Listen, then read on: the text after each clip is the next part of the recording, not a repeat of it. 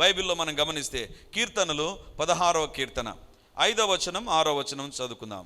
యెహోవా నా స్వాస్థ భాగము, నా పానీయ భాగము, నీవే నా భాగమును కాపాడుచున్నావు. మనోహర స్థలములలో నాకు పాలు ప్రాప్తించెను, శ్రేష్టమైన స్వాస్థ్యము నాకు కలిగెను. చాలు. చాలా సందర్భాల్లో ఈ 16:6 చనిపోయిన వారి ఫోటో ఫ్రేమ్ పైన రాస్తుంటారు, మనోహర స్థలములలో నాకు పాలు ప్రాప్తించెను. కోర్స్ పరలోకం అనేటువంటిది మనోహరమైందే. కానీ ఇక్కడ గమనిస్తే ఈ కీర్తనకారుడు అంటున్నాడు, యెహోవా నా స్వాస్థ్య భాగము నీవే, నా పానీయ భాగము నీవే, నా భాగమును కాపాడుచున్నావు, కాబట్టి మనోహర స్థలములలో నాకు పాలు ప్రాప్తించెను. దేవా, you are my portion, you are my property, నీవే నా ఆస్తి ప్రభా, కాబట్టి నాకు మనోహరమైన స్థలాలలోనికి నేను వెళ్ళగలుగుతున్నాను, మనోహరమైన స్థలాల్లోనికి వెళ్ళగలుగుతున్నాను. ఎవరికైతే డబ్బు ఎక్కువగా ఉంటుందో వాళ్ళు ఏం చేస్తారో తెలుసా, అప్పుడప్పుడు టూర్కు పోతారు. మా కడప బాగలేదు, లేకపోతే మనం ఉండే ప్రాంతాలు బాగలేవు, వేరే ప్రాంతాలకు పోయి కొన్ని రోజులు ఉండి వస్తారు. ఎందుకు కొన్ని రోజులు అక్కడ ఉన్నారంటే వాళ్ళ దగ్గర డబ్బు ఉంది. కొంతమంది అప్పు చేసి పోతుంటారు, కొంతమంది లోన్ తీసుకొని పోతుంటారు. అది మరీ దరిద్రమైనది కదా. పోయి ఖర్చు చేసేదానికి లోన్ తీసుకోవాలనా? సంపాదించుకోవడానికి లోన్ తీసుకుంటే బాగుంటుంది, కానీ ఖర్చు చేయడానికి లోన్ తీసుకుంటారు కొంతమంది. ఇక్కడ కీర్తనకారుడు అంటున్నాడు, నీవు నా స్వాస్థ్యం ప్రభా, యు ఆర్ మై పోర్షన్, నీవు నా భాగము, కాబట్టి నాకు మనోహర స్థలములలో పాలు ప్రాప్తించెను. దేవుడు ఈ దావీదు జీవితములో లేనప్పుడు అతనికి గొర్రెల మందే. ఎప్పుడైతే దేవుణ్ణి అతడు ఆస్తిగా కలిగాడో, దేవుణ్ణి తన స్వాస్థ్యంగా కలిగాడు, ఏం జరిగింది తెలుసా, మనోహరమైన స్థలాలలోనికి అతడు వెళ్ళగలిగాడు. రాజప్రసాదం అనేటువంటిది ఎప్పుడు కలలో కూడా ఊహించినాడండి. తాను రాజుగా పరిపాలిస్తాడని, చక్రవర్తిగా పరిపాలిస్తాడని, అతని పరిపాలనలో ప్రజలు సుభిక్షంగా ఉంటారని ఏ రోజు కూడా అనుకోలే. ఎందుకు దావీదు నీ జీవితంలో మనోహరమైన స్థలాలలోనికి నువ్వు వెళ్ళగలిగావంటే దావీదు అంటాడు, గాడ్ ఈజ్ మై పోర్షన్, దేవుడే నా భాగము. దేవుని బిడ్డలారా, దావీదు జీవితంలో దేవుడు ఎలా భాగమయ్యాడు తెలుసా, వాళ్ళ తండ్రి అతని గొర్రెలు కాచుకోవడానికి పంపిస్తాడు, అన్నల్నేమో యుద్ధ రంగానికి పంపుతాడు. ఈ కొన్ని సందర్భాలలో ఏ రకంగా ఉంటుందంటే కుటుంబంలో ఇంబ్యాలెన్స్ ఉంటుందండి. ఒకరినొక రకంగా ఇంకొక రకంగా చూసేటువంటి వారుగా ఉంటారు. నాకు అనిపిస్తుంది దావీదు ఇంటిలో అదే రకంగా ఉంది. ఏ రకంగా అంటే దావీదు యొక్క తండ్రి కొంతమంది పిల్లలను ఒక రకంగా చూస్తాడు, దావీదును ఒక రకంగా చూస్తాడండి. గొర్రెలను కాచుకునేటువంటి అది కూడా చిన్న మంద ఇచ్చి పంపించేశాడు. ఎక్కడైనా చివరి పుట్టిన వారికి ప్రామినెన్స్ ఎక్కువగా ఉంటుంది, కానీ దావీదు కుటుంబంలో దావీదుకు అంత ప్లేస్ లేదు. దావీదు ఏం చేశాడు తెలుసా, మా అన్నలకు మా నాన్న ఉన్నాడు, నాకు నీవుండు ప్రభువా చాలు. అందుకే దావీదు అంటాడు, యెహోవా నా కాపరిగా మా నాన్న కాదు, నా కాపరిగా మా అమ్మ కాదు, నా కాపరిగా నువ్వు ఉండు ప్రభా. If you are my portion, ఏం జరుగుతుంది, నీవే నా భాగం, నీవే నా స్వాస్థ్యం. ఎప్పుడైతే నువ్వు నా స్వాస్థ్యం అవుతావో, మా నాన్న ఎక్కడికి తీసుకువెళ్ళలేని స్థలాలు ఉంటాయి. మా నాన్న యుద్ధ రంగానికే పంపుతాడు, కానీ రాజును చేయలేడు. కానీ నీవైతే యుద్ధ రంగంలోనికి తీసుకెళ్తావు, గొల్యాతును ఓడగొట్టేటట్లు చేస్తావు, నాకు రాజప్రసాదాన్ని కూడా ఇస్తావు ప్రభా. అందుకే దావీదు అంటున్నాడు, నీవు నా స్వాస్థ్యం ప్రభా, కాబట్టే మనోహర స్థలాలు నాకు కలిగాయి, ఆశీర్వాదకరమైన స్థలాలు నాకు కలిగాయి. ఈరోజు వాక్యం వింటున్నటువంటి దేవుని బిడ్డలారా, నీ జీవితంలో if your God is your portion, he will supply. ఆయన నీ యొక్క అవసరతలో ఇంటర్ఫీర్ అవ్వడం ప్రారంభిస్తాడు. నీ జీవితంలో ఆయన కార్యాలు జరిగిస్తాడు. నాకు అనిపిస్తుంది, దేవుడు ఎందుకు మనకిస్తాడండి? దేవుడు ఎందుకు మనకిస్తాడు?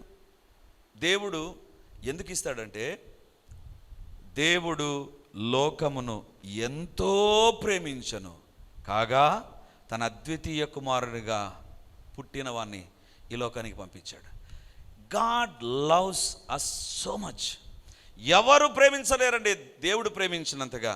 దేవుని ప్రేమను అర్థం చేసుకుంటే నీ అవసరతలో దేవుని వైపే చూస్తావు. ఎందుకంటే ఆ ప్రేమ సొంత కుమారుని, ఏకైక కుమారుని, జనితైక కుమారుని దాచిపెట్టుకోకుండా ఇచ్చినటువంటి ప్రేమ దేవుని ప్రేమ. ఆ ప్రేమ ఏం చేస్తుందంటే నీ జీవితంలో he will supply all your needs. ఆయన నీ ప్రతి అవసరమును తీరుస్తాడు. దావీదు అంటాడు, when God became my portion. నా ఆస్తి నా గొర్రెల చిన్న మంద కాదు, నా ఆస్తి మా అమ్మ మా నాన్న కాదు, వాళ్ళు ఉన్నారు. కానీ ఎప్పుడైతే దేవుడు నా స్వాస్థ్యంగా మారాడో, when God became my portion, దేవుడు నా స్వాస్థ్యంగా మారాడో, దేవుడు నాకు ఇచ్చినటువంటిది ఏంటంటే మనోహర స్థలాలు. వాక్యాన్ని వింటున్నటువంటి దేవుని బిడ్డలారా, ఈరోజు దేవుడు మనతో మాట్లాడుతుంటున్నాడు మన జీవితాల్లో. అందుకే ఒక పాట ఉంటుంది కదా, ధనమును నమ్ముకొని నేను దగాపడ్డాను, నా జీవితాల్లో ధనం ఉంటే బాగుంటుందని ధన సంపాదన వైపు మొగ్గు చూపి ఆ ధనం నా జీవితాల్లో మోసం చేసింది. కానీ దేవుని నమ్ముకుంటే దేవుడు మోసం చేయలేదు. లోకంలో ఉండేవి ఏవైనా సరే ఒక వ్యక్తి జీవితాన్ని ఎక్కడో ఒక చోట మోసం చేసేదానికే సాతాను ఉపయోగిస్తాడు. ఎక్కడో ఒక చోట సాతానుకు ఉండేటువంటి టాలెంట్ ఏంటి తెలుసా? ఏదేను తోటలో ఉండేటువంటి ఒక పండు ద్వారా వారిని మోసం చేస్తాడు. ఈ లోకంలో ఉండే దేనొకటి నీ జీవితంలో దేనికై నువ్వు ఆరాటపడుతున్నావో దాన్ని బట్టే సాతాను మోసం చేస్తాడండి. కానీ ఎప్పుడైతే దేవుని వైపు నీవు నేను చూస్తామో, బైబిల్లో వ్రాయబడింది, దావీదు అంటాడు, మనోహరమైన స్థలములలో నాకు పాలు ప్రాప్తి. అంతేనా దావీదు? ఇంకేమన్నా ఉందా? దావీదు కీర్తన 23లో అంటాడు, నా గిన్నె నిండి పొర్లుచున్నది. నా గిన్నె నిండింది, నేను మనోహర స్థలాలకు వచ్చేసాను, రాజునైపోయాను. కాదు, అక్కడికి అయిపోలేదు. నా గిన్నె నిండి పొర్లుచున్నది, నా గిన్నె నిండి పొర్లుచున్నది. When God was my portion, Jehovah నా కాపరైతే, యెహోవా నా స్వాస్థ్యమైతే, నా పానీయ భాగమైతే ఏం జరిగిందంటే నా జీవితంలో పొర్లిపారే ఆశీర్వాదాలు, ఇదేనా నిలిచిపోయిన ఆశీర్వాదాలు నీ జీవితంలో ఉండడానికి కారణం ఏంటంటే నీ జీవితంలో వేరొకటి నీ స్వాస్థ్యంగా మారింది, వేరొకటి నీ స్వాస్థ్యంగా మారిపోయింది. నీవు నమ్ముకునేటువంటిది దేవుని కంటే వేరొకదాన్ని నమ్ముకుంటున్నావు. అందుకే నీ జీవితాల్లో సప్లై, దేవుని దగ్గర వచ్చిన సప్లై ఆగిపోయినటువంటి సప్లైగా ఉంది. కానీ దావీదు అంటున్నాడు, when God was my portion, దేవుడు నా స్వాస్థ్యమైతే, పానీయ భాగమైతే, మై కప్ రన్నెత్ ఓవర్, నా గిన్నె నిండి పొర్లుచున్నది. ఈరోజు నీ జీవితంలో ఆగిపోయిన ఆశీర్వాదాల కారణం ఏంటి తెలుసా? దేవుడు నీ ఆస్తిగా లేడు. నీవు దేనిపైనో ఆధారపడుతున్నావు, దేన్నో నమ్ముతున్నావు. అన్నిటికంటే ముఖ్యముగా దేవుని నమ్మేటువంటి వ్యక్తులుగా మనం ఉందాం. యాకోబుకు స్వాస్థ్యమగువాడు. యాకోబు ఒంటరిగా తన ఇంట్లోంచి బయటకు వచ్చాడండి. తండ్రి దీవెనలు ఇచ్చేశాడు, చాలా దీవెనలు ఇచ్చాడు. కానీ మోసం ద్వారా సంపాదించిన దీవెనలు అతని జీవితంలో ఒక కర్రను మాత్రమే ఇచ్చాయండి. లోకంలో నీవు మోసం ద్వారా చేయాలనుకున్న ప్రతి ప్రయత్నము నిన్ను ఎక్కువగా ఖాళీ చేస్తుంది. కానీ దేవుడు నీ స్వాస్థ్యం అయితే, యాకోబు ఎప్పుడైతే దేవునితో సంబంధం పెట్టుకున్నాడో, దేవుని పైన ఆధారపడడం ప్రారంభించాడో, దేవుడు యాకోబుని దీవించాడు. వాళ్ళ మామ అంటాడు, నెక్స్ట్ టైం ఇలాంటి గొర్రెలు ఉంటే బాగుంటుంది. యాకోబు అంటాడు, నా దేవుడు సహాయం చేస్తాడని దేవుని పైన ఆధారపడ్డాడు. యాకోబు జీవితంలో యాకోబును దేవుడు 2 గుంపులుగా చేశాడు. ఆస్తిలో ఒక భార్య ఒక గుంపు, ఇంకొక భార్య ఆమె ఆస్తి ఒక గుంపు. దేవుని బిడ్డలారా, 2 గుంపులైపోయాడు. ఎందుకు? యాకోబుకు స్వాస్థ్యముగా దేవుడు మారిపోయాడు. యాకోబు దేవుని పైన ఆధారపడడం ప్రారంభించాడు. బైబిల్లో వ్రాయబడింది, యాకోబు మోసగాడైతే వాళ్ళ మామ ఇంకా మోసగాడు. సో మోసగాని దగ్గర దీవించబడ్డం యాకోబుకి ఎలా చేతనైందంటే దేవుణ్ణి అతను స్వాస్థ్యముగా చేసుకున్నాడు. వాక్యాన్ని వింటున్న దేవుని బిడ్డలారా, లోకంలో నిన్ను అన్ని రకాలుగా మోసం చేసే వాళ్ళు ఉంటారు. అవసరానికి యాకోబును వాడుకున్నాడు, మోసం చేసే సమయంలో నిండా మోసం చేశాడు. ఎవరి కోసమైతే 7 సంవత్సరాలు కష్టపడ్డాడో అది ఇవ్వకుండా మోసం చేశాడు. లోకం ఎలాంటిది తెలుసా? యాకోబు వాళ్ళ మామను నమ్మితే యాకోబును వాళ్ళ మామ మోసం చేశాడు. ఈరోజు ఒకవేళ నీవు ఎవరిని నమ్మి మోసగించబడి ఇక్కడికి వచ్చావో నాకు తెలియదు, ఎవరినైతే నమ్ముకొని నీవు కృంగిపోయి ఇక్కడికి వచ్చావో నాకు తెలియదు. కానీ ఈరోజు ఒక తీర్మానం చేసుకో, దేవా you must be my portion, నీవే నా స్వాస్థ్యముగా నా భాగముగా ఉండు ప్రభా. నీవు మోసగించబడుతూ ఉన్నప్పటికీ కూడా దీవించే దేవుడు ఉన్నాడు. హల్లెలూయా. ప్రజలు మనల్ని మోసం చేస్తారండి. ఎందుకంటే కొంతమంది నీ యొక్క బలహీనతలను బట్టి నిన్ను మోసం చేస్తారు, నీ యొక్క అమాయకత్వాన్ని బట్టి మోసం చేస్తారు, లేకపోతే వాళ్ళకు టాలెంట్ ఎక్కువ, వాళ్ళకు తెలివితేటలు ఎక్కువ కాబట్టి మోసం చేసేటువంటి వారుగా ఉంటారు. ఈరోజు దేవుడు అంటాడు, మోసగించబడ్డావా నీ జీవితంలో? ప్రజలు, బంధువులు, స్నేహితులు మోసగించేశారా? భయపడాల్సిన పని లేదు. ప్రభువు నీకు స్వాస్థ్యముగా ఉంటే మోసాల మధ్య కూడా మనం దీవించబడతాం. హల్లెలూయా. ఎవరు ఎంత మోసం చేసినా మోసాల మధ్య కూడా దేవుడు పని చేస్తాడండి. దేవుని బిడ్డ కోసం మోసం దగ్గర కూడా దిగి వస్తాడు దేవుడు. ఈరోజు వాక్యం వింటున్నటువంటి దేవుని బిడ్డలారా, ఎవరి ద్వారా మోసగించబడ్డావో నాకు తెలియదు, కానీ దేవుని వైపు చూడగలిగితే your God will be your portion. దేవుడు నీ యొక్క భాగంగా మారుతాడు. He will be your supplier. He will be your supplier. దేవుని బిడ్డలారా, మన జీవితంలో దేవుని పైన ఆధారపడదాం. దేవుణ్ణే మనం ఆస్తిగా కలిగి ఉందాం. దేవుడు దేవుడుగా ఉంటాడండి. And another side he want to be our portion.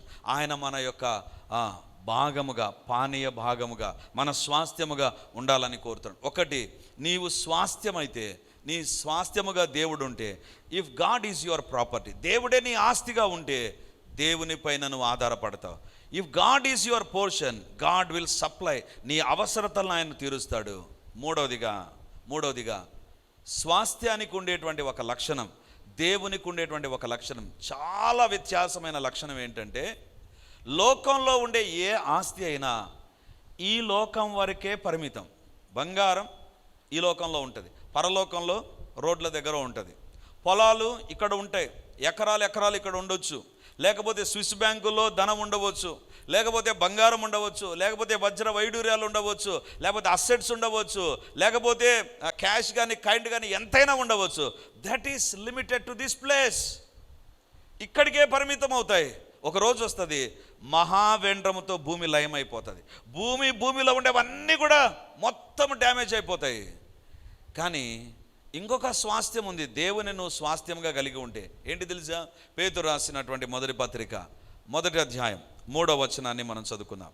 మన ప్రభువగు యేసుక్రీస్తు తండ్రి అయిన దేవుడు స్తుతింపబడును గాక. మృతులలో నుండి యేసుక్రీస్తు తిరిగి లేచుట వలన జీవముతో కూడిన నిరీక్షణ మనకు కలుగునట్లు, అనగా అక్షయమైనదియు నిర్మలమైనదియు వాడబారనిదియునైన స్వాస్థ్యం మనకు కలుగునట్లు ఆయన తన విశేష కనికరం చొప్పున మనలను మరలా జన్మింపచేసెను. జీవముతో కూడిన నిరీక్షణ మనకు కలుగునట్లు, అక్షయమైనదియు నిర్మలమైనదియు వాడబారనిదియునైన స్వాస్థ్యము మనకు కలుగునట్లు. మనకు ఏం కలుగుతుంది అంటే, ఎలాంటి స్వాస్థ్యము? వాడబారని స్వాస్థ్యము, నిత్యము ఉండే స్వాస్థ్యము. బైబిల్లో వ్రాయబడింది, అక్షయమైనదియు నిర్మలమైనదియు వాడబారనిదియునైన స్వాస్థ్యము మనకు కలుగునట్లు. అంటే దేని గురించి మాట్లాడుతున్నాడు? పరలోకాన్ని గురించి మాట్లాడుతుంటున్నాడు. దేవుడు నీ స్వాస్థ్యం అయితే ఆయన యొక్క స్వాస్థ్యము టెంపరరీ కాదు, it will be a permanent. యుగ యుగాలు దేవుని నీవు కలిగి ఉంటావు అంతే. యుగ యుగాలు. లోకంలో ఉండే ఆస్తి కొద్ది కాలమే ఉంటుందండి. ఒక వ్యక్తి చనిపోయినాడా అంతే, అక్కడికి ఆగిపోతుంది ఆస్తి పాస్తులు అన్నీ కూడా. ఎప్పుడు చనిపోయినప్పుడంతా మా నాన్న జ్ఞాపకం వస్తాడు. మా నాన్నతో పాటు మా తమ్ముడు, ఇంకొక సహోదరుడు సుశీల్ వెళ్ళారు చివరి దినాల్లో. ఎందుకంటే సేవలో నేను వస్తానన్నా కూడా వద్దన్నాడు. ఇక్కడ సేవ ఉంటుంది, నువ్వు రావద్దు, నువ్వు ఇక్కడే ఉండు, నేను ఎవరినొకరు తీసుకుపోతాను అని నన్ను శత విధాల ఒప్పించి మా నాన్న అలిగి వెళ్ళిపోయాడు. అంటే అలగడం అంటే, నేను ఎస్ అన్నంత వరకు నాతో మాట్లాడలేదు. తర్వాత నేను ఎస్ అంటున్నా కానీ చాలా సంతోషంగా వెళ్ళిపోయాడు. మా నాన్న ఏం చేశాడు తెలుసా? పోకముందు వీధిలో ఉండే వాళ్ళకి, తనకు తెలిసిన వాళ్ళందరూ కనపడి, నేను కాకినాడ పోతున్నా, ఏం తేవాలి నీకు అన్నాడు.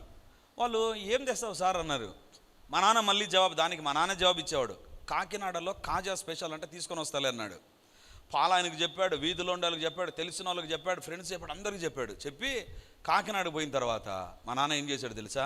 పెద్ద పెద్ద అర్ధ కేజీలు ప్యాకెట్లు అన్ని కాకినాడ కాజా తీసుకొని పెద్ద సెట్ రెడీ చేసి ట్రైన్లోకి ఎక్కిన తర్వాత మా తమ్ముని చెప్పాడంట. ఏమని చెప్పాడు తెలుసా? నువ్వు వెళ్ళి మర్చిపోతారా, నీకు మతిమరుపులు ఎక్కువ, దిగేటప్పుడు జాగ్రత్తగా తీసుకో ఇదని చెప్పాడంట. తీసుకుంటా అని చెప్పాడు. మా నాన్నకి హెల్త్ బాగాలేకుండా కోమాలోకి ట్రైన్లోనే వెళ్ళిపోయిన తర్వాత మా నాన్న హెల్త్ కండిషన్ చూసి వాళ్ళు అన్నీ దించారు కానీ స్వీట్లు మర్చిపోయారు. ఆ తర్వాత కడపకు వచ్చిన తర్వాత ఇక బరేలంతా అయిపోయిన తర్వాత అప్పుడు వచ్చి చెప్తున్నారు, స్వీట్లు కొన్నారు కానీ ట్రైన్లోనే మర్చిపోయి వచ్చాం. మా నాన్న ఏమనుకున్నాడు తెలుసా? నేను వాళ్ళకి ఏదో ఇవ్వాలనుకున్నా. ఎక్కడ వదిలేసి వెళ్ళిపోయాడు? ఇంటికి వచ్చిన తర్వాత మా నాన్న పర్సు, మా నాన్న స్పెట్స్, మా నాన్న సూట్ కేస్, మా నాన్న యొక్క చెప్పులు, మా నాన్న యొక్క బైబిల్ అన్నీ ఉన్నాయి. మా నాన్న లేడు. లోకంలో ఏదైనా వదిలిపెట్టి వెళ్ళిపోవాల్సిందే, కానీ దేవుడు నీవు స్వాస్థ్యంగా కలిగి ఉంటే నిత్యము కలిగి ఉంటావు. హల్లెలూయా, హల్లెలూయా. నిత్యమైన స్వాస్థ్యం అది. అందుకే అంటున్నాడు అక్షయమైనదియు నిరీక్షణ కలుగునట్లుగా, అనగా అక్షయమైనదియు నిర్మలమైనదియు వాడబారనిది నాయన స్వాస్థ్యము మనకు కలుగునట్లు. ఈస్ టాకింగ్ అబౌట్ హెవెన్, పరలోకాన్ని గురించి మాటలు. నిత్యము ఉంటుంది. భూలోకంలో ఉండే ప్రతి స్వాస్థ్యము కొద్ది కాలమే ఉంటుంది, కానీ దేవుని నువ్వు స్వాస్థ్యముగా చేసుకుంటే నిత్యమైన దేవుడు నిత్య లోకంలోనికి నిన్ను తీసుకొని వెళతాడు. నిత్య లోకంలోనికి తీసుకొని నిత్య రాజ్యానికి వారసులమయ్యేటువంటి కృపను దేవుడు మనకు ప్రసాదిస్తాడు. వాక్యాన్ని వింటున్నటువంటి దేవుని బిడ్డలారా, if God is your portion, the greatest blessing is you will have greatest inheritance. నిత్యముగా ఉండేటువంటి గొప్ప స్వాస్థ్యము ఏంటి? పరలోకం. బైబిల్లో వ్రాయబడింది, అక్కడ ఏడ్పు కానీ, దుఃఖము కానీ, మరణము కానీ, లైటింగ్ సిస్టమ్ కానీ ఏముండదు. ప్రభువే వెలుగు, ప్రభువే ప్రతి అవసరము తీరుస్తాడు. ఆకలి అయిన, దప్పికైన, రోగమైన, మరణమైనను ఏమాత్రం ఉండదు. కానీ నరకంలోకి వెళ్తే నిత్యము వేదన. సాతాను ఎప్పుడైతే నీ స్వాస్థ్యం అవుతాడో, సాతాను సంబంధించిన అలవాట్లు నీ స్వాస్థ్యం అవుతాయో, వచ్చేటువంటిది ఏంటి తెలుసా? నీ జీవితంలో నిత్యమైనటువంటి వేదన ఈ లోకంలో ఇస్తాడు, రాబోయేటువంటి నరకంలో కూడా నిత్య వేదన ఉంటుంది. దేవుని బిడ్డలారా, ఒక జరిగిన సంఘటన చెప్పి నేను ముగిస్తాను. ఏంటంటే సాతాను ఎలాంటి వాడు, దేవుడు ఎలాంటి వాడు అనేటువంటిది చెప్పి నేను ముగిస్తాను. ఒకానొక సందర్భంలో ఒక ఉన్నతమైన అధికారి, ఆయన చాలా ఉన్నతమైన అధికారి, ఎలక్ట్రిసిటీ డిపార్ట్మెంట్లో పనిచేస్తూ ఉండేటువంటి ఒక అధికారి. ఆయనకు ఒక రోజు కంటిన్యూస్గా కాఫ్ అనేటువంటిది ఉంది. సో ఎన్ని మందులు వాడినా తగ్గిపోలేదు. కాబట్టి ఒకసారి వెళ్ళి చెకప్ చేసుకుందామని ఒక వేరే హాస్పిటల్కి వెళ్ళి, హైదరాబాదు చెన్నైకి వెళ్ళి చెక్ చేసుకుంటే వాళ్ళు అన్నారు, సార్ మీరు తెలుసుకోలేదు, మీకు లంగ్ క్యాన్సర్ వచ్చేసింది, ఇది చాలా అడ్వాన్స్ స్టేజ్లోకి వెళ్ళి మీరు చూసుకోలేదు, you are having a advanced cancer, lung cancer. ఎందుకు వచ్చింది అని వాళ్ళ భార్య అడిగితే, మీ భర్తకు హ్యాబిట్స్ ఉన్నాయంటే ఉన్నాయన్నారు. ఏం హ్యాబిట్స్ ఉన్నాయంటే స్మోకింగ్ ఉంది, బాగా పొగ తాగుతాడు విపరీతంగా, చైన్ స్మోకర్లో స్మోకర్. ఆయన కట్టలు అయిపోతాయి. ఎందుకు? మంచి ఉద్యోగం, మంచి జీతం, మంచి సంపాదన, ఇంకా అక్రమంగా సంపాదించాడంటే ఇంకా చాలా ఎక్కువ, విస్తారమైన ఆస్తిపాస్తులు ఉన్నాయి, కొడుకు కూతురు వాళ్ళు కూడా మంచి ఉద్యోగాలు చేస్తున్నారు. ఆయన ఇక కనుక్కునే లోపల ఇట్ వాస్ లాస్ట్ స్టేజ్. ఆ సమయంలో త్వరగా అతని హెల్త్ డిటారియేట్ కావడం, తర్వాత హాస్పిటలైజ్ అవ్వడం, తర్వాత కొన్ని నెలల్లోనే ఆయన చాలా క్రిటికల్ కండిషన్లోనికి వెళ్ళిపోయాడు. అప్పుడు నాకు సమాచారం వచ్చింది, ప్రార్థన చేశాం, కానీ నేను అడిగాను ఎలా ఉంది కండిషన్ అంటే, చాలా క్రిటికల్గా ఉంది కండిషను, ఎందుకంటే ఆయన చాలా నెగ్లెక్ట్ చేశాడు, తెలియకుండా ఏవేవో ప్రయత్నాలు చేశాడు, కానీ లాస్ట్కి ఆయన హెల్త్ ఆ రకంగా మారిపోయిందని చెప్పారు. సరే, ఆ తర్వాత డాక్టర్స్ చెప్పారు ఇక కొన్ని రోజులైనా బ్రతికేది, but his condition will be good, మాట్లాడుతూ ఉంటాడు, అంతా ఉంటుంది, కానీ ఏదో ఒక రోజు సడన్గా ఆయన కొలాప్స్ అయిపోతాడని చెప్పారు. కాబట్టి అది చెప్పినటువంటి ఒక రోజుకు వాళ్ళ భార్యను పిలిచి వాళ్ళ పిల్లల్ని పిలిచాడంట. భార్యను వాళ్ళిద్దరు పిల్లల్ని పిలిచి, అమ్మా నాకు కోరిక ఉంది, నువ్వు తీరుస్తావా అని భార్యని అడిగాడంట. ఏం కోరిక? ఖచ్చితంగా తీరుస్తాను. ఎందుకు తీర్చాను? మీరు అడిగితే ఎందుకు తీర్చాను? వాళ్ళ కుమార్తెను చూసి అడిగంట, నాకు ఒక కోరిక ఉంది, తీరుస్తారా? ఏంటి చెప్పు డాడీ, ఏంటి నీ కోరిక? వాళ్ళు ఏమనుకున్నారంటే ఏదో తినే పదార్థాలు అడుగుతాడేమో, లేదా డ్రెస్ అడుగుతాడేమో, లేకపోతే ఎవరినైనా ఫోన్ చేయమని అడుగుతాడేమో. సో ఈ రకంగా అనుకొని ఏం చేశాడంటే వాళ్ళందరూ ఎదురు చూడడం ప్రారంభించారు, ఏం అడుగుతాడో. మళ్ళీ అడిగాడంట, నిజంగా నా కోరిక మీరు తీరుస్తారా? ఖచ్చితంగా తీరుస్తాం. మీ కోరిక తీర్చకపోతే ఎవరి కోరిక తీర్చాలండి నేను? డాడీ నీ కోరిక తీర్చకపోతే మేము ఎవరి కోరిక తీరుస్తాం? అప్పుడు ఆయన అన్నాడంట, నిజంగా తీరుస్తారు కదా? తీరుస్తాను. ఏం లేదు, చివరిగా ఒక సిగరెట్ తాగి చచ్చిపోతా.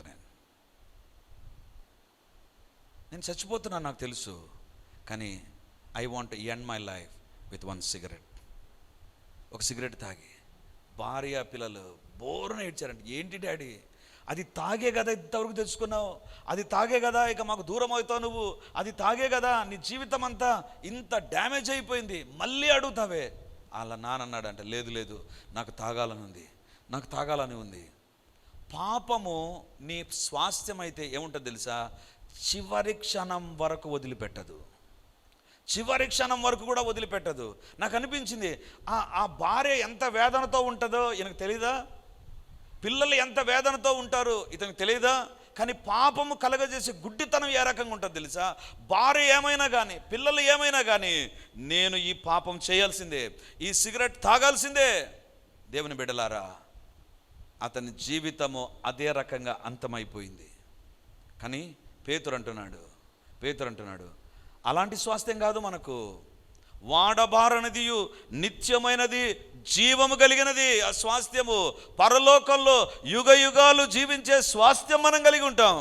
దేవుడు నీ పానీయ భాగం అయితే, దేవుడు నీ స్వాస్థ్యం అయితే, if God is your portion, you will have eternal life. నిత్య జీవాన్ని నువ్వు కలిగి ఉంటావు. పాపమే నీ స్వాస్థ్యం అయితే, పాపమే నీ యొక్క సమస్తం అయితే, దేవుడు ఎన్ని మార్లు చెబుతున్నా పాపాన్ని మాత్రమే ప్రేమించేటువంటి వ్యక్తి అయితే, you have to end like that. అదే రకంగా నువ్వు ముగించాల్సి ఉంటుంది. కానీ ప్రభువు నీ స్వాస్థ్యం అయితే, బైబిల్లో ప్రభు అంటాడు, చనిపోతున్నటువంటి వ్యక్తి యేసు ప్రభువుని చూశాడు, ప్రభా నీ రాజ్యంలో వచ్చినప్పుడు నన్ను జ్ఞాపకం చేసుకో. అతను చెప్పినటువంటి, నీ రాజ్యములో వచ్చినప్పుడు నువ్వు ఎప్పుడో తిరిగి వస్తావు కదా, అప్పుడు జ్ఞాపకం చేసుకో. దేవుడు అంటాడు, లేదు, నేడు నీవు నాతో కూడా పరదేశులో ఉంటావు. ఆ వ్యక్తికి ఎలాంటి నిరీక్షణ ఇచ్చాడంటే, నేడు నీవు నాతో కూడా, నీవు ఇప్పుడు కళ్ళు మూసావంటే మరణము తర్వాత ఎక్కడ కళ్ళు తెరుస్తావు తెలుసా? పరదేశంలో కళ్ళు తెరుస్తావు. నేడు నేను ఎక్కడ ఉంటానో అదే ప్లేస్లో నువ్వు ఉంటావు. What a great hope God has given to him. దేవుడి కలిగినటువంటి జీవితంలో నిత్యమైన స్వాస్థ్యం ఒకటి ఉంటుంది. దేవుడు లేని జీవితంలో ఎన్ని లోకంలో కలిగినా లాస్ట్కు గడపాల్సింది నిత్యమైన నరకం. దేవుని బిడ్డలారా, ఒక దైవ సేవకునికి దేవుడు నరకాన్ని చూపించాడు. ఆయన పేరు మోరిస్ సెరిల్లో. ఆయన ఒక యూదుడండి. చిన్న వయసులో ఉన్నప్పుడు దేవుడు అతన్ని నరకం దగ్గరికి తీసుకొని వెళ్ళాడు. అతను ఒక బుక్ రాశాడు, ఐ సా హెల్, నేను నరకాన్ని చూచాను. ఆ పుస్తకాన్ని నేను చదివాను. ఎంత దారుణంగా నరకం ఉంటుందంట తెలుసా? ఆ పుస్తకంలో రాసిందని నేను చెప్తుంటున్నాను. ఏంటంటే, వ్యక్తి నరకంలోకి వెళ్ళిన తర్వాత సడన్గా కొద్దిసేపు ఉన్న తర్వాత ఎందుకో గట్టిగా కేకలేస్తాడంటండి. గట్టిగా ఎందుకు అరుస్తాడో ఎవరికి తెలియదు. ఇతను అరిచిన సందర్భము కారణం ఎవరికి తెలియదు. అతను గట్టిగా అరుస్తాడు, బాధపడుతూ ఉంటాడు. రెండవదిగా, ఎందుకు పళ్ళు కొరుకుతారో అర్థం కాదు. వాళ్ళు పళ్ళు కొరకడం ఎంత దారుణంగా ఉంటుందంటే అంత దారుణంగా ఉంటుందంట. దేవుని బిడ్డలారా, నరకంలో కొద్దిసేపైనా సుఖంగా ఉండాలని ఆశపడినా కూడా ఎక్కడ కూడా సుఖము యొక్క ఆనందం యొక్క ఆనవాళ్ళు కూడా దొరకవంట. సాతాను ఎలాంటి ప్రేరేపణ ఇస్తాడు తెలుసా? నీ జీవితంలో ఏదో పొందుతున్నావనే ఫీలింగ్లోకి తీసుకొని వచ్చి లాస్ట్కి ఎక్కడ తీసుకొని వెళ్తాడు తెలుసా? అసలు సుఖమును వెతకాలన్నా దొరకనటువంటి ఒక నరకంలోనికి తీసుకొని వెళ్తాడు. అది సాతాను ఇచ్చే చివరి స్వాస్థ్యం. నీకు చివరి ఆస్తి ఏదైనా ఉందంటే నరకం ఇస్తాడు. కానీ బైబిల్లో వ్రాయబడింది, if God is your portion, దేవుడు నీ యొక్క స్వాస్థ్యం అయితే, బైబిల్లో వ్రాయబడింది, జీవము గల నిరీక్షణ మనకు కలుగునట్లు. జీవం ఉంటుంది పరలోకంలో. ఒక భక్తుడు అన్నాడు, పరలోకంలో రాయి ఉంటే రాయిలో జీవం ఉంటుంది. ఎక్కడ చూచిన జీవం ఉంటుంది. జీవము లేనిది పరలోకంలో ఎక్కడ కూడా ఉండదు. ప్రతి దానికి జీవం ఉంటుంది. ప్రతి దానికి మరణం అనేటువంటిది, జీవము లేనటువంటిది అనేటువంటిది పరలోకంలో ఉండదు. If God is your portion, God is going to give you greatest inheritance. నిత్యమైన స్వాస్థ్యం. దేవుడిని నువ్వు స్వాస్థ్యముగా ఆస్తిగా కలిగి ఉంటే ఆయన నీకు ఇచ్చేటువంటిది ఏంటి తెలుసా? నిత్యమైనటువంటి పరలోకం. ఈరోజు దేవుడు అడుగుతుంటున్నాడు, ఇశ్రాయేలు ప్రజలారా, మీరు పడిపోయారు, మీ జీవితాలు నిర్మించబడాలి అంటే యాకోబునకు స్వాస్థ్యమైన దేవుణ్ణి మీరు కలిగి ఉన్నారా? ఈరోజు దేవుడు మనతో మాట్లాడుతున్నాడు. If God is your portion, if God is your property, దేవుడు నీ ఆస్తి అయితే, దేవుడు నీ స్వాస్థ్యం అయితే, నెంబర్ 1 ఆయన ఆశ్రయముగా ఉంటాడు. నెంబర్ 2 ఆయన నీ యొక్క అవసరతలు తీరుస్తాడు. పొర్లిపారునంతగా నీ అవసరతలు తీరుస్తాడు. దేవుడు నీ స్వాస్థ్యం అయితే నీ జీవితంలో నిత్యమైనటువంటి ఆశీర్వాదకరమైన స్థలాన్ని దేవుడు యుగ యుగాలు జీవించడానికి ప్రభు ప్రసాదిస్తాడండి. దేవుని బిడ్డలారా, అసలు రెండవ రాకడను గురించి అనుకుంటే ఆశ్చర్యకరమైన సంఘటనలు జరుగుతాయండి. ఎందుకు తెలుసా? ఎందుకు ఆశ్చర్యకరమైన సంఘటన అంటున్నానంటే, ఒక మనిషి చంద్రమండలంలోనికి వెళ్ళాలి అంటే కల్పన చావ్లా, విలియమ్స్ వీళ్ళందరూ ఆ యొక్క గ్రహాంతర ప్రయాణం చేయాలి అంటే, లేకపోతే వేరే గ్రహానికి వెళ్ళి లేదా స్పేస్లో ఒక చోట ఉండాలి అంటే ప్రభుత్వాలన్నీ కట్టగట్టుకొని వాళ్ళకు డబ్బును, సైన్స్ను, టెక్నాలజీని సమకూరిస్తే వాళ్ళు వెళ్తారు. కానీ రెండవ రాకడలో దేవుని నమ్మిన బిడ్డలు, దేవుని స్వాస్థ్యంగా కలిగినటువంటి బిడ్డలు రెప్పపాట్లు వెళ్ళిపోతారండి. They don't need any rocket, they don't need a special dress, వాళ్ళకి ఆక్సిజన్ సిలిండర్స్ అవసరంలా, they don't need anything, just like that we will be raptured. దేవుని బిడ్డలారా, అది ఎప్పుడో ఎవరికి తెలియదు. కానీ దేవునిను స్వాస్థ్యంగా కలిగి ఉంటే, if God is your portion, దేవుడే నీ ఆస్తి అయితే, దేవుని నువ్వు కలిగినటువంటి వ్యక్తివైతే, you will have the eternal blessings, నిత్యమైన ఆశీర్వాదాలు ఉంటాయి. దేవుని బిడ్డలారా, ఈరోజు దేవుడు మనతో మాట్లాడుతుంటున్నాడు. యాకోబుకు స్వాస్థ్యమైన దేవుడు నీ దేవుడుగా ఉన్నాడా? లేకపోతే ఈరోజు దేవుని ఎదుట సరి చేసుకుంటూ ప్రార్థన చేద్దాం. హల్లెలూయా, హల్లెలూయా. దేవా, మా జీవితాలు తండ్రి నీకు స్థానం ఇవ్వలేని జీవితాలుగా ఉండే నీ సిలువ రక్తం మమ్మల్ని కడుగునుగాక. యేసయ్యా, మీరే మా స్వాస్థ్యము, పానీయ భాగముగా, సమస్తముగా ఇక మీదట మీరే ఉండుమని అడుగుతున్నాను ప్రభువా. యేసు నామమందు ప్రతి ఒక్కరి జీవితంలో ప్రభువే స్వాస్థ్యముగా ఉండునుగాక. యాకోబు దేవుడే స్వాస్థ్యముగా ఉండునుగాక. యాకోబుని నిర్మించిన దేవుడే మాకు స్వాస్థ్యముగా ఉండునుగాక. దావీదు యొక్క అవసరతలు తీర్చిన దేవుడే మా స్వాస్థ్యముగా ఉండునుగాక. పేతురుకు నిత్య జీవాన్ని స్వాస్థ్యముగా ఇచ్చినటువంటి దేవుడే మా జీవితాల్లో స్వాస్థ్యముగా ఉండునుగాక. దేవా, యాకోబు దేవుడుగా, దావీదు దేవుడుగా, పేతురు దేవుడుగా, ఈరోజు మా దేవుడుగా మా జీవితాల్లో ఉండుమని అడుగుతున్నాను ప్రభా. మీరే మా స్వాస్థ్యము, మీరే మా సమస్తము, మీరే మా ఆస్తిగా మేము ఎల్లప్పుడూ కలిగి ఉండే కృపను దయచేయండి నాయన. దర్శించండి, మీ బలమైన ఆత్మ కార్యాలు జరుగునుగాక. ఇప్పుడు ఎవరి శరీరం పైన, ఎవరి కుటుంబంలో ఏ దురాత్మ శక్తులు పనిచేస్తున్నా, ఎవరి భవిష్యత్తు పైన, ఎవరి యొక్క ఆస్తిపాస్తుల పైన దయ్యపు కార్యాలు పనిచేస్తూ ఉన్నా, యేసు నామమందు వాటన్నిటిపైన అధికారాన్ని పొందుతుంటున్నాను, వాటన్నిటిపైన అధికారాన్ని పొందుతుంటున్నాను. In the name of Jesus I command every evil spirit that is working upon an individual or a family or officially, Lord, wherever the work of satanic forces are there, I bind them in the name of Jesus. యేసు నామమందు అపవాది కార్యములన్నీ లయమైపోవును గాక. మాకు వ్యతిరేకంగా సాతాను రూపొందించిన ఏ ఆయుధము ఎట్టి పరిస్థితుల్లో వర్ధిల్లకుండా పోవును గాక. తండ్రి, ఎవరు కృంగిపోయి ఇక్కడికి వచ్చినా వారెదురు చూచే దీవెన వారికి కలుగును గాక. తండ్రి, ఆసాపుకు సమస్త కార్యాలు చేశావు ప్రభా. ఎవరి కుటుంబంలో, ఎవరి శరీరంలో, ఎవరి తండ్రి విద్యలో, ఉద్యోగంలో, వ్యాపారాల్లో మీ కార్యాలు జరగాలను యేసు నామమందు జరుగునుగాక, జరుగునుగాక, జరుగునుగాక.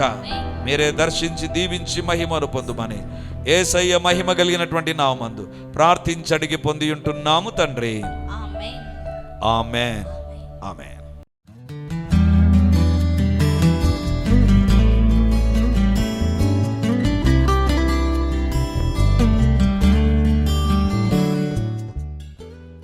Praise the Lord. యేసుక్రీస్తు పరిశుద్ధ నామందు ఈ యొక్క విమోచన గడి అనే టీవీ కార్యక్రమాన్ని వీక్షిస్తున్నటువంటి దేవుని బిడ్డలారా, మీ ఒక్కొక్కరికి నా హృదయపూర్వకమైనటువంటి వందనాలు, శుభములు, ప్రార్థనలు తెలియజేస్తున్నాను. దేవుని యొక్క ఉచితమైన కృపను బట్టి ప్రతి ఆదివారం ఉదయం 9:30 గంటలకు మొదటి ఆరాధన రెడీమర్ చర్చ్లో జరుగుతూ ఉంది. వందలాది మంది ప్రజలు హాజరై దేవుని దీవెనలు పొందుతుంటున్నారు. మీరు కడప చుట్టూ ఉండేటువంటి గ్రామాల్లో ఉండేటువంటి వారైతే, సమీపాన ఉండేటువంటి వారైతే ఆదివారం ఆరాధనకు తప్పకుండా హాజరై దేవుని దీవెనలు మీరు పొందాలని కోరుతుంటున్నాను. మీకోసం ప్రత్యేకంగా దేవుని యొక్క సందేశం, ప్రత్యేకమైన ప్రార్థనలు, వ్యక్తిగతంగా మిమ్మల్ని కలుసుకొని మీ గురించిన విషయాలు తెలుసుకొని ప్రార్థించాలని మేము సిద్ధంగా ఉన్నాం. కాబట్టి ఈ యొక్క రెడీమర్ చర్చ్ కడప నడిబొడ్డున ఉండేటువంటి కోట్రేడి సర్కిల్ దగ్గర నారాయణ కాలేజ్ ఎదురుగా ఉండేటువంటి ఇంతకుముందు ఉన్నటువంటి స్టార్ థియేటర్లో ఇప్పుడు జరుగుతూ ఉంది. కాబట్టి తప్పకుండా ఇతర ప్రాంతాల నుంచి వచ్చే వారికి కూడా బస్ ఫెసిలిటీ కూడా చాలా దగ్గరగానే ఉంటుంది. కాబట్టి తప్పకుండా మీరు మీ కుటుంబాలు హాజరై ఈ వాక్యపు దీవెనలు, ప్రార్థనా శక్తిని, దేవుని యొక్క అద్భుతమైనటువంటి సన్నిధిని ప్రతి ఆదివారం ఉదయం 9:30కు జరిగేటువంటి ఆరాధనలో హాజరై దేవుని దీవెనలు పొందాలని కోరుతూ ఉన్నాను. సాయంత్రం 7 గంటలకు కూడా 2వ ఆరాధన ఉంటుంది. తప్పకుండా ఈ 2 ఆరాధనలకు మీరు హాజరై దేవుని దీవెనలు పొందాలని కోరుతూ ఉంటున్నాను. మరిన్ని వివరాలకు ఈ కింద కనబడుతున్నటువంటి నంబర్ 9845669572 లేదా 9440407722కు మీరు కాల్ చేసి వివరాలు తెలుసుకోవాల్సిందిగా కోరుతున్నాను. God bless you.